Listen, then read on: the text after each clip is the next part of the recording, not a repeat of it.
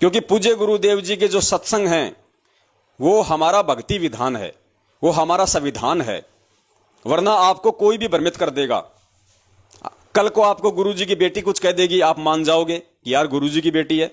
फिर कोई सत्संग आपको गुरुजी के 10-10 वीडियो दिखाएगा, फिर आप कहोगे यार गुरुजी बोल रहे हैं सही है, कहीं गुरुजी की बेटी तो गलत नहीं बोल रही। फिर आपका पाकिस्तान का कोई कोऑर्डिनेटर आपको भ्रमित कर देगा। तो भगत जी ऐसे तो गोल गोल घूमते रहोगे और अपना समय और समा से इसी चीज को सोचने में बर्बाद कर दोगे कि कौन देशद्रोही और कौन गुरुद्रोही। तो हम तो भगत की श्रेणी में भी नहीं है, तो कम से कम पहले हम भगत तो बने। तो भगत जी इतने दिनों से आप जो लाइव साध संगति के प्रोग्राम देख रहे हो, हमारे वीडियो देख रहे हो, हमारे विचारों से आप परिचित हो।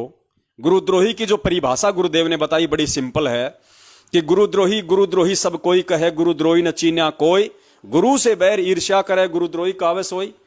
तो बताओ, जो गुरु का बैर करेगा, निंदा करेगा, चुगली करेगा, गुरु जी को गलत बताएगा, या वो खुद ऐसी कोई घटिया हरकत करेगा जिसके चलते उसके गुरु की बदनामी हो।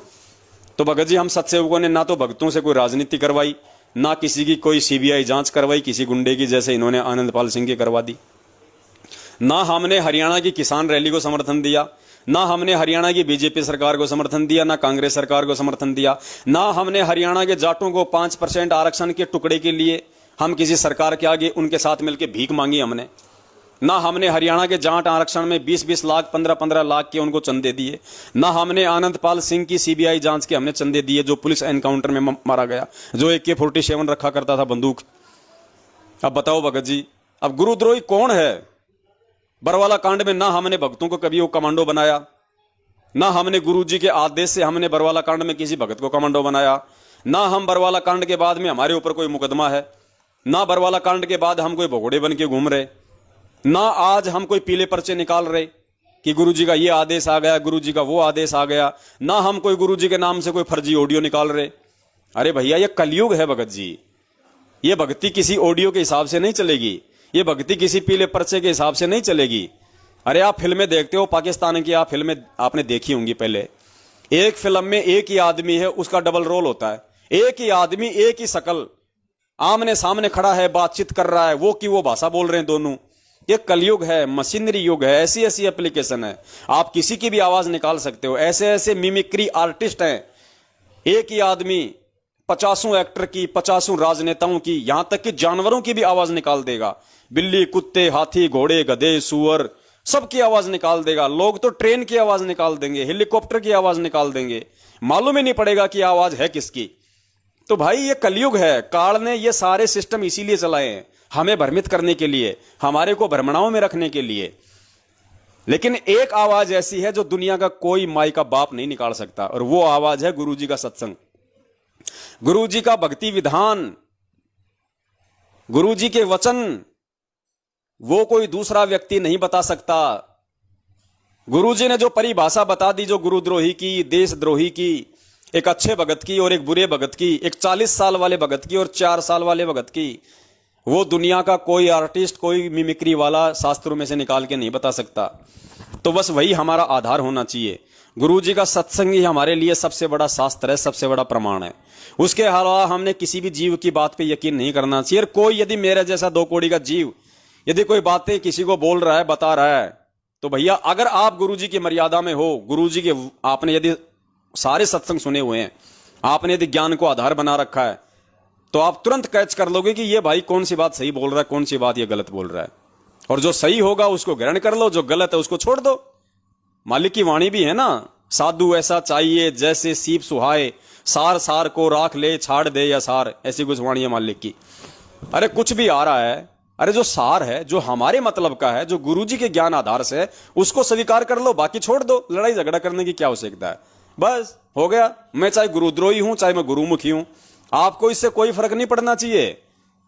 ये गुरुद्रोही क्या बात बोल रहा है, अगर वो बात आपके जीवन में काम आ सकती हैं, और वो बातें यदि गुरुजी के विधान के अनुसार हैं, गुरुजी के भक्ति के अनुसार हैं, तो उनको स्वीकार कर लो भाई। अरे कोई अच्छी बात अगर कोई शराबी बता रहा है, अगर कोई मांसाहारी बता रहा है, अगर कोई अच्छी बात यदि कोई वो कसाई बता रहा है, तो उसका भी समर्थन करना चाहिए, उसका भी यश करना चाहिए कि हाँ बिल्कुल सही बात बोल रहा है। ऐसा नहीं कि ये तो कसाई है। अच्छाई और बुराई भगत जी सबके अंदर है। तो हमने उस चीज को ग्रहण करना है जो गुरुदेव ने बताया। जैसे हंस होता है, सारस, सारस नाम का एक पक्षी होता है, उसको एक गॉड गिफ्टेड एक उसको एक है कुछ ऐसी पावर। गुरुजी कहते हैं कि उसको एक पात्र के अंदर 1 किलो दूध और 1 किलो जल पानी दोनों को मिक्स कर दो, 1 किलो दूध और 1 किलो पानी को। तो गुरुजी ने बताया कि वो ऐसा पक्षी है, उसको परमात्मा ने ऐसी वो दी है उसको टेक्निक, वो पानी छोड़ देगा 1 किलो और दूध 1 किलो पूरा पी जाएगा। तो वो संज्ञा परमात्मा ने आप और हमारे को दी है, हंस की संज्ञा, कि कहे कबीर पुकार के दो ही बात। मालिक की वाणी है कि कहे कबीर सोए जन मेरा, कि मेरा वो ही भगत है जो नीर खीर का करे निवेरा, जो सच और झूठ, सार और असार, नकली और असली, इन दोनों के अंदर पहचान कर लेगा और फर्क महसूस कर लेगा, और जो सही है जो असली है उसको अपना लेगा, जो नकली उसको छोड़ देगा।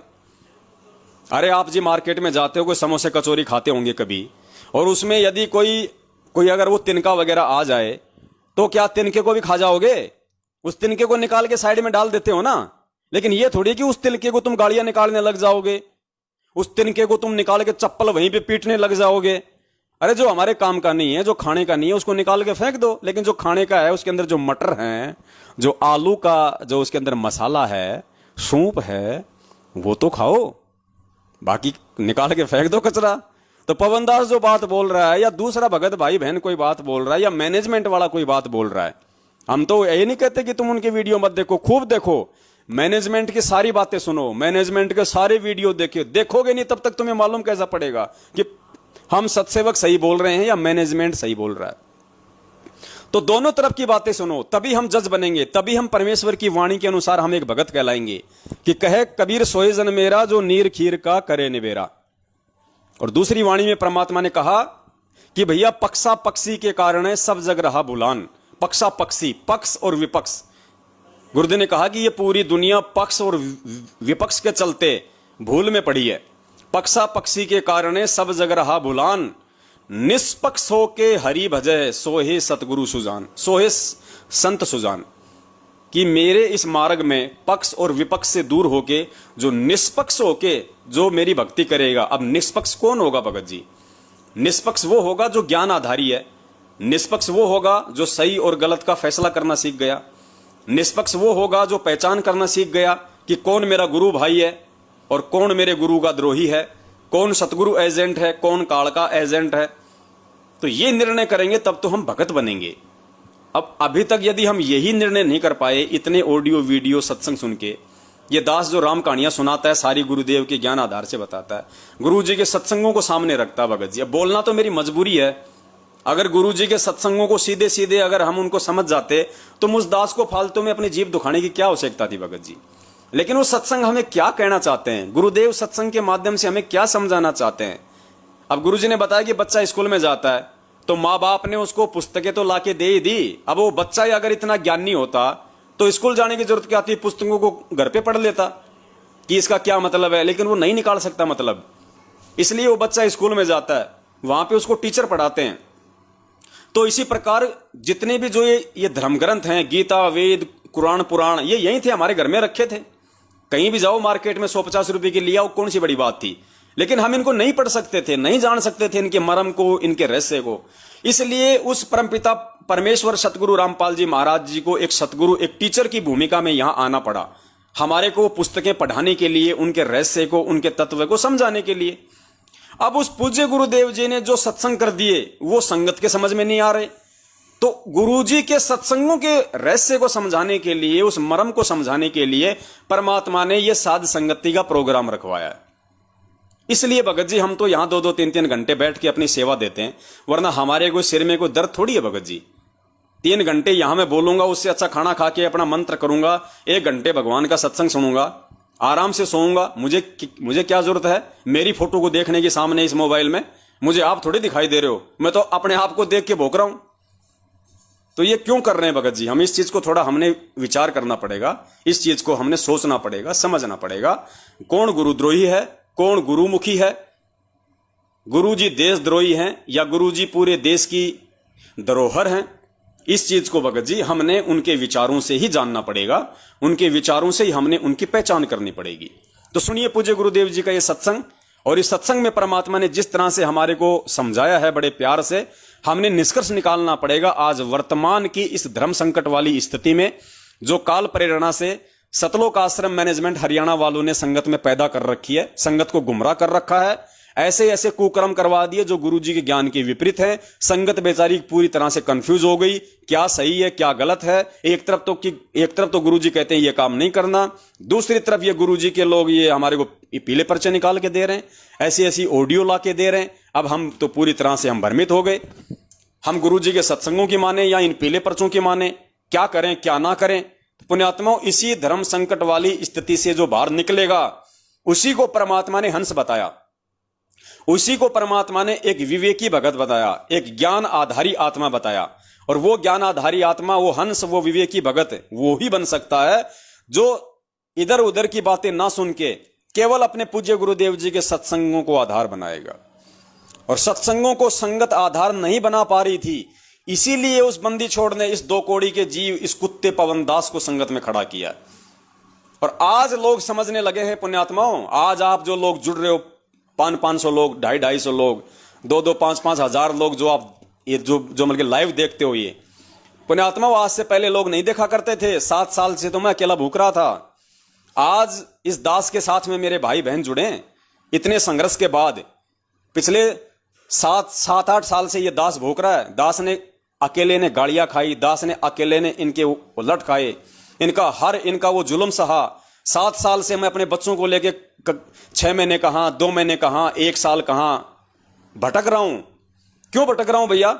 मैं भी अपनी भक्ति करता आप लोगों की तरह आराम से बैठ के, मैं भी इन कुकर्मियों को मुंह से कुछ नहीं बोलता, चाहे किसी की बहन बेटी को छेड़े, चाहे किसी भगत को लूटे, मुझे क्या मतलब था।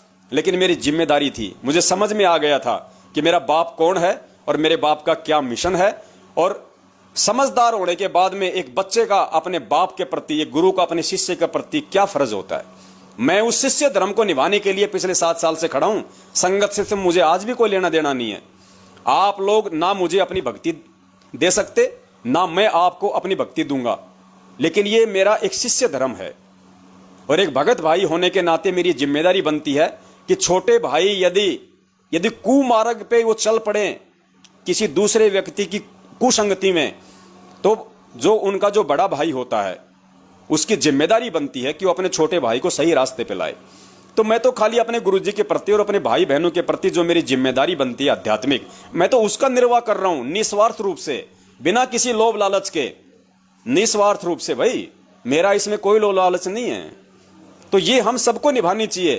तो पिछले 7 साल से तो दास अकेला निभा रहा था, कोई साथ में नहीं था। 1-2 ऐसे आते थे सूरमा, आंधी की तरह आते थे, 2-4 दिन रहते और तूफान की तरह वापस भग जाते थे। लो जी, बन गया सत्सेवक। अब परमेश्वर की आत्माएं टिकने लगी हैं, अब परमात्मा उनको दृढ़ करने लगे हैं। तो भाई 7 साल से तो दास अकेला भूख रहा है। ये तो आप लोग पिछले 6-7 महीने से तो जुड़ने लगे हो। 6-7 महीने पहले आप लोग कहां थे, साल भर पहले आप लोग कहां थे, आप देख लो।